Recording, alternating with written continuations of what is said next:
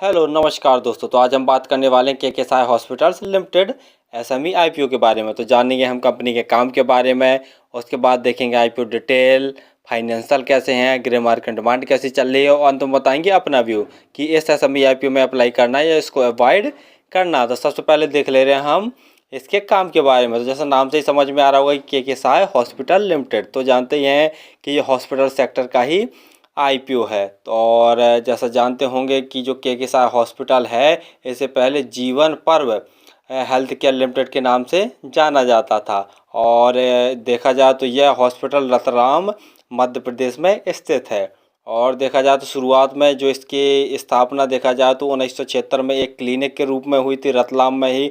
उसके बाद 1991 में नर्सिंग होम बना और उसके बाद देखा जाए तो 2002 में केकेसाई हॉस्पिटल ने जो एमएस साई हॉस्पिटल है इसको एक्वायर करके केकेसाई हॉस्पिटल के नाम से ही इसको स्थापित किया। साई हॉस्पिटल देखा जाए तो 26 बेड वाला हॉस्पिटल है और इस हॉस्पिटल में देखा जाए तो जो अन्य सर्विसेज हैं देखा जाए जैसे CT scan, DEXA scan, BMD, sonography, X ray machines वगैरह भी यहाँ पर देखा जाए तो उपलब्ध हैं। और जो इनसे संबंधित जो भी सर्विसेज होती हैं तो यह जो हॉस्पिटल्स है वो प्रोवाइड करवाते हैं। और साथ में देखा जाए तो इस हॉस्पिटल में लगभग पर मंथ देखा जाए तो 75 से 80 सर्जरी पर मंथ होती हैं। यानी देखा जाए तो हॉस्पिटल तो ठीक ठाक है और सर्जरी वगैरह भी काफ़ी ठीक ठाक हो जाते हैं। चलिए अब देख ले हम आईपीओ की डिटेल के बारे में। आईपीओ 27 अक्टूबर को ओपन होने जा रहा है और 31 अक्टूबर तक यह ओपन रहेगा। और जैसा देख रहे हैं जो प्राइस बैंड है 45 रुपये पर शेयर का प्राइस बैंड रखा गया। लॉट साइज देखे ले रहे हैं तो 3000 शेयरों का एक लॉट है। और टोटल इशू साइज देखे ले रहे हैं इस एसएमई आईपीओ का तो 8.78 करोड़ टोटल इशू साइज रखा गया, यानी बहुत छोटा सा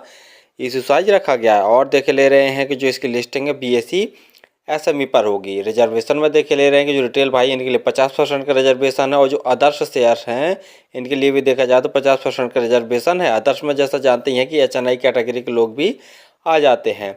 और जैसा बता ही चुके हैं हम कि 27 अक्टूबर को ये आईपीओ ओपन होने जा रहा है और जो क्लोजिंग डेट है वो 31 अक्टूबर रखी गई है। अलॉटमेंट 3 नवंबर को आपको पता चल जाएगा। और यदि आपको और जो क्रेडिट और डेबिट संबंधी मैसेज होते हैं तो उनसे भी पता चल जाता है। यदि आपके अकाउंट में पैसे क्रेडिट हो जाएंगे तो समझ लीजिए कि आपको आईपीओ अलॉट नहीं हुआ, और यदि आपके अकाउंट से पैसे डेबिट हो जाएंगे तो समझ लीजिए कि आपको आईपीओ अलॉट हो गया। और यदि आपको आईपीओ अलॉट नहीं होता तो 6 नवंबर तक आपके पैसे आपके अकाउंट में रिफंड वापस आ जाएंगे। और थोड़ा सा पहले भी याद रखिए क्योंकि इस समय जो बहुत सारी कंपनियां हैं या बहुत सारी कंपनियों के जो आईपीओ आ रहे हैं तो T+2 डेज वाला नियम अपना रहे हैं। यानी देखा जाए तो जैसे आज क्लोजिंग डेट है तो कल नहीं यानी अगले दिन परसों के दिन तक यानी आपका जो अलॉटमेंट हो पता चल जाता है और उसके अगले दिन ही लिस्टिंग। तो ये T+2 जो सिस्टम बना के रखा है या जो सेबी के रिकॉर्डिंग ये नियम बना है तो कोई कोई इस नियम को कोई आईपीओ हैं वो उसको फॉलो कर रहे हैं, तो इसको भी थोड़ा सा याद रखिए, यानी समय समय पर चेक करते रहिए। और लिस्टिंग डेट जैसा देख रहे हैं कि लिस्टिंग डेट 8 नवंबर रखी गई है।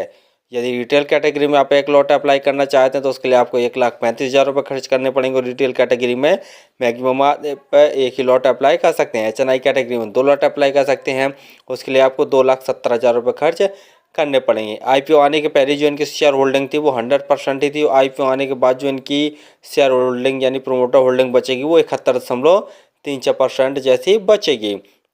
और फाइनेंशियल में जैसा देख रहे हैं कि फाइनेंशियल तो कुछ ज़्यादा नहीं दिए हुए हैं क्योंकि जानते हैं अभी हाल ही में हॉस्पिटल खुला हुआ है। तो जैसा देख रहे हैं जो 31 मार्च 2023 तक के अगर इनका रेवेन्यू देखा जाए तो 561 करोड़ लाख के थे। और जो कि जून 2023 में देखते हैं तो 573 लाख का इनका टोटल एसेट्स कंपनी के हो गए। यानी एसेट्स में थोड़ा सा ग्रोथ देखने को मिला। वही रेवेन्यू में देख रहे तो मार्च 2023 तक कंपनी का रेवेन्यू था वो 214 लाख का था और जून 2023 में देखते हैं तो कंपनी का रेवेन्यू 162 लाख का हो गया। यानी देखा जाए तो सिर्फ मार्च से अप्रैल मई जून 3 महीने में ही काफ़ी अच्छा रेवेन्यू कंपनी ने जनरेट कर लिया है। प्रॉफिट आफ्टर टैक्स देखते हैं तो मार्च 2023 में कंपनी ने 21 लाख का नेट प्रॉफिट जनरेट किया था। जून 2023 में यानी 3 महीने में ही लगभग कंपनी ने 9.5 लाख का नेट प्रॉफिट जनरेट कर लिया, जो कि कहीं ना कहीं सही है। नेटवर्थ में भी ग्रोथ देखने को मिल रहा है। कंपनी के पास रिजर्व देखते हैं तो लगभग 32 लाख के आसपास कंपनी के पास इस समय टोटल रिजर्व है। यानी देखा जाए तो फाइनेंशियल है वो ठीक ठाक है। जीएमपी देख लेगा अर्थात जो ग्रे मार्केट है तो ग्रे मार्केट में अभी तक इसकी कोई भी डिमांड निकल के नहीं आ रही है। यानी देखा जाए तो 0% जैसी इसकी ग्रे मार्केट में डिमांड चल रही है। फाइनली हमने देखा कि जो हॉस्पिटल सेक्टर का शेयर ही है और जानते ही हैं कि इनका जो हॉस्पिटल रतलाम मध्य प्रदेश में स्थित है और सर्जरी भी देखा जाए तो ठीक ठाक ही सर्जरी इनके हॉस्पिटल में हो जाती है। लेकिन देखा जाए तो बहुत छोटा सा हॉस्पिटल है, पता नहीं इन फ्यूचर में चला नहीं चला, लेकिन हॉस्पिटल सेक्टर का तो फिलहाल शेयर तो चलना तो तय है, लेकिन बहुत छोटा सा ही हॉस्पिटल है। और दूसरा देखे ले रहे हैं कि इसके फाइनेंशियल देखा जाए तो अभी 2022 में ही इसकी स्थापना हुई थी, तो इसके फाइनेंशियल भी कुछ खास नहीं है, यानी देखा जाए तो सिर्फ 1 साल की फाइनेंशियल ही दिए हुए हैं। और तीसरा देखे ले ग्रे मार्केट में भी कुछ खास डिमांड निकल के नहीं आ रही, क्योंकि नया नया हॉस्पिटल है, तो इसके कारण इसकी ना तो कोई ग्रे मार्केट में डिमांड है और ना ही इसका फाइनेंशियल देखा जाए तो फाइनेंशियल ठीक ठाक ही है। तो फिलहाल तो मैं यही कहूँगा कि इस एसएमई आईपीओ को अवॉइड ही करें। हाँ, अगर ग्रे मार्केट में और सही ठीक ठाक डिमांड निकल के आ रही है, लगभग 30% जैसे भी आगे चल के अगर ग्रे मार्केट में डिमांड बढ़ रही है तो ही इस एसएमई आईपीओ में अप्लाई करें, अन्यथा मेरी राय तो यही रहेगी कि इस एसएमई आईपीओ को अवॉइड ही करें। और भी अच्छे अच्छे एसएमई आईपीओ उनमें चाहे तो आप अप्लाई कर सकते हो। फिर भी किसी आईपीओ या एसएमई आईपीओ में अप्लाई करें तो आप स्वयं का एनालिसिस जरूर कर लिया करें। धन्यवाद।